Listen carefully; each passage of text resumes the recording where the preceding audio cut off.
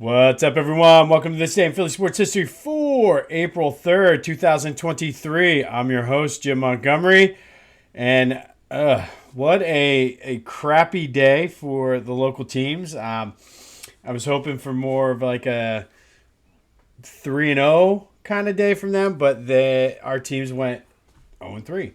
So the Phillies, first of all, got swept to open the season by the Texas Rangers and lost 2-1 last night. Bailey Falter did not look too bad. A little nervous kind of early in the game, but settled down somewhat.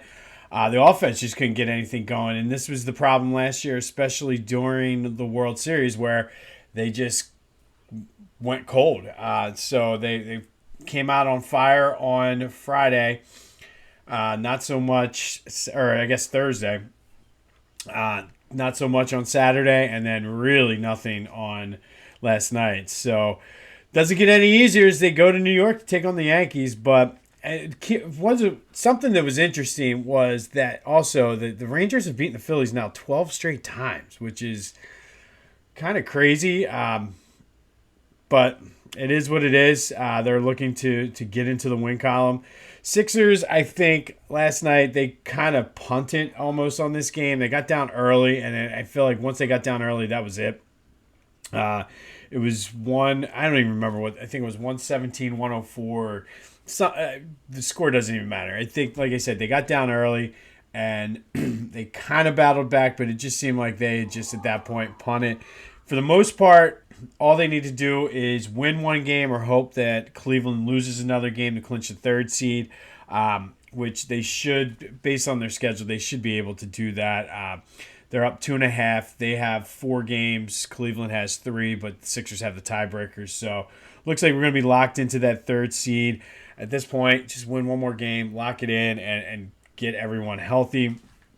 As I mentioned, the Flyers, they also lost 4-2 last night. They're firmly in that 26th spot.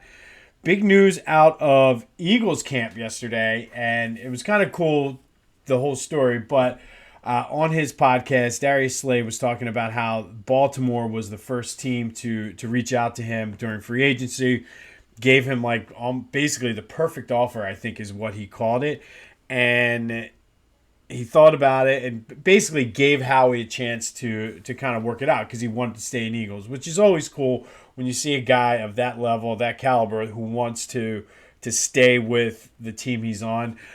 But it was interesting that, like I said, that was the perfect offer, he said, but he wanted to stay with Philly that much. So kudos and pretty cool story for Darius Slay.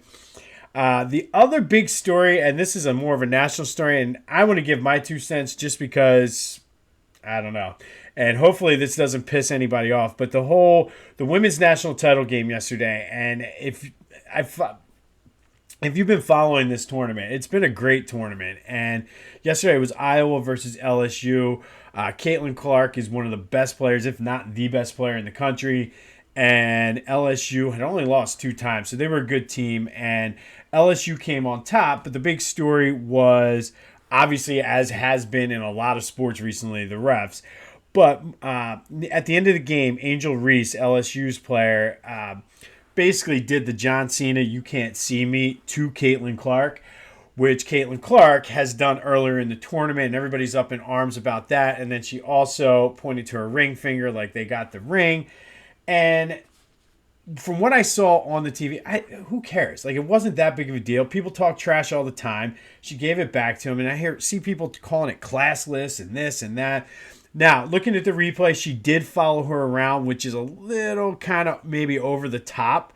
Like, enjoy your game. But classless, come on now. Like, look at all of our pro sports, what the athletes do. Like, this is not the 1970s and 60s where this, that, and the other, you have to be straight edge. That's part of the game. Look at any playground. Look at wherever people are playing, high school, college, specifically the pros where things are spotlights. To call this classless, and again, everybody's like focusing on the John Cena thing, and that Caitlin Clark did it. Now, I don't necessarily want to go there. However, Caitlin Clark happens to be white.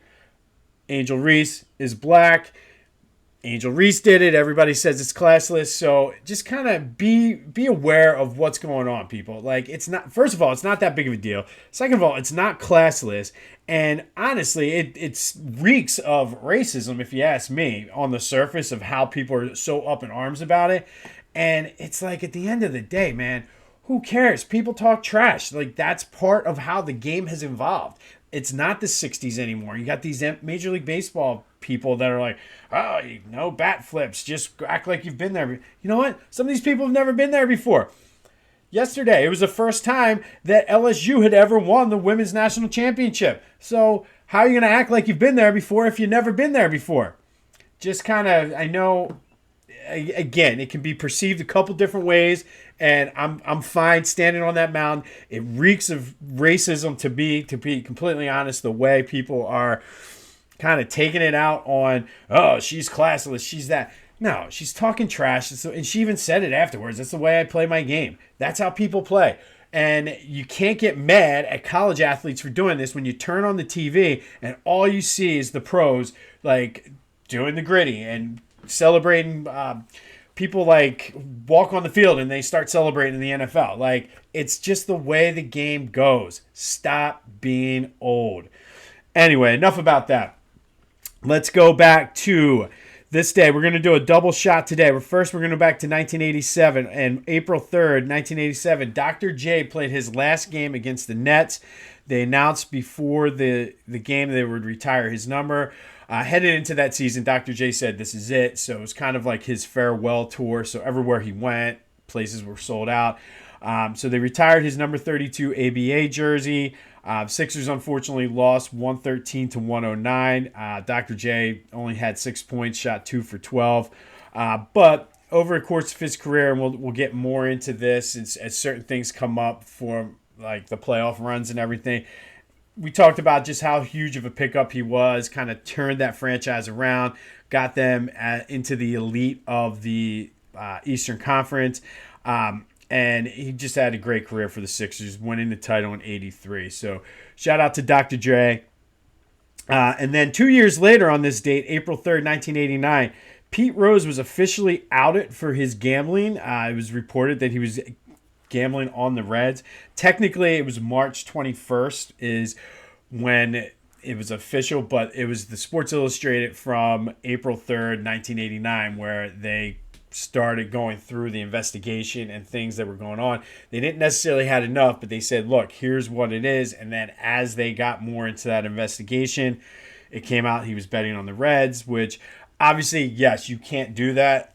But at least he was betting on them to win, and like he was the manager trying to win. So, I mean, if there's a silver lining, it's still, you can't bet not only on the game you play in, but the game you're managing in. But at least he was betting on them to win. He eventually did fully admit to everything. He denied for years. In 2004.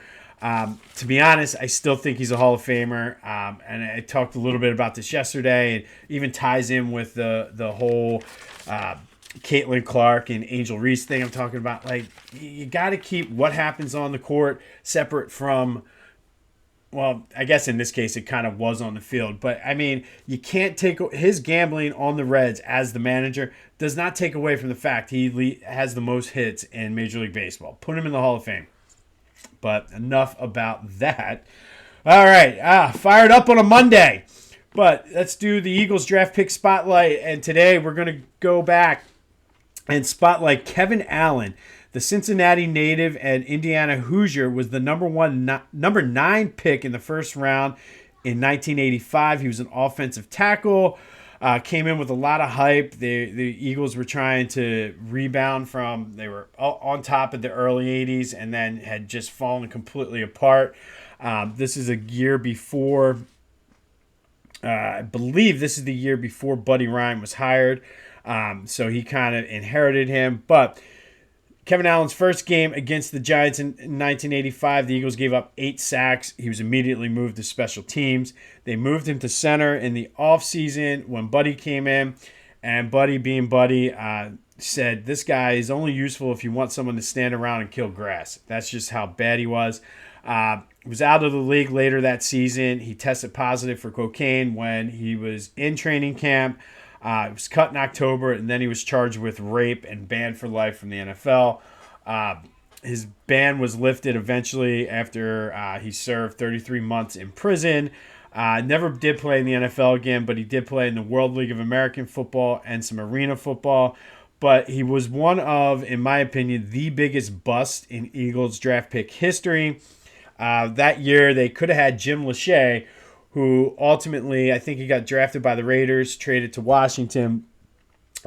Borderline Hall of Famer, would have been kind of the rock of that offensive line through those teams. Just some of the other guys that the Eagles could have had that were drafted right after Kevin Allen, besides Jim Lachey, Al Toon, and then some guy named Jerry Rice. So great draft picking by the Eagles there, but Kevin Allen probably on the close to the Mount Rushmore of all-time Eagles draft picks bust. All right, so tough one for the local teams. Hopefully we can bounce back today. I would love to see the Phillies go up to New York and win that series, or at least win one game. You start off 0-6. It's not looking good. But on this day, Dr. J had his number retired by the Nets in a game the Sixers lost 113-109. Pete Rose, who was the catalyst for that 1980 Phillies World Series championship team, officially outed for gambling in the April 3rd Sports Illustrated issue. This has been This Day in Philly Sports History. Go have yourselves a Monday. I'm Jim Montgomery, and until next time, I'll see you when I see you.